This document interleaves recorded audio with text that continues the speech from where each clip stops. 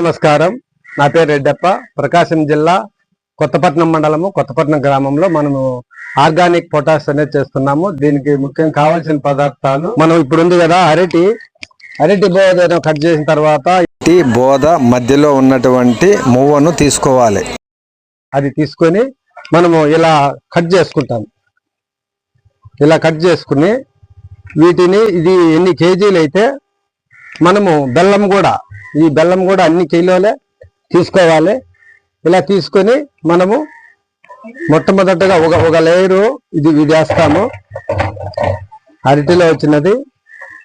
తర్వాత ఒక లేయర్ వచ్చి ఈ నల్లటి బెల్లం అనేది వేసుకుంటాము.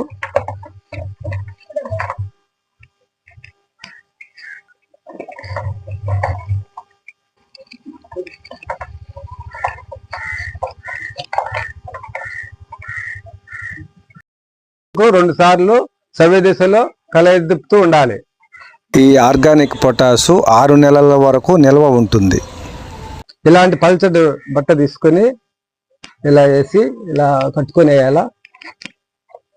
ఎందుకంటే ఇది ఫర్మెంటేషన్ లేట్ అవుతుంది, ఇది ఆవిరి లేకుండా మనం కడితే, అందుకని పల్చడి గుడ్డ తీసుకోవాలా. తీసుకున్న తర్వాత ఇది నీడ ప్రదేశంలోనే పెట్టాలా.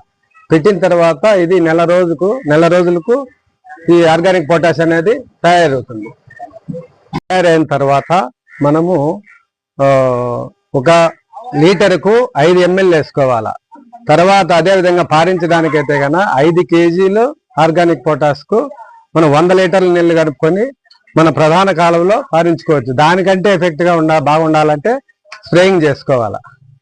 ఇది ఈ తయారీ విధానంలో దీనికి పొటాష్ లోపం వల్ల మనకు ఆకులు అంచులు వచ్చి ఎండిపోతుంటాయి. లోపం వచ్చినప్పుడు మనము ప్రతి పంటలోనూ గమనించవచ్చు.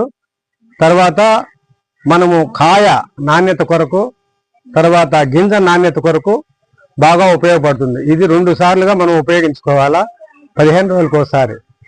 థ్యాంక్ యూ, ధన్యవాదాలు.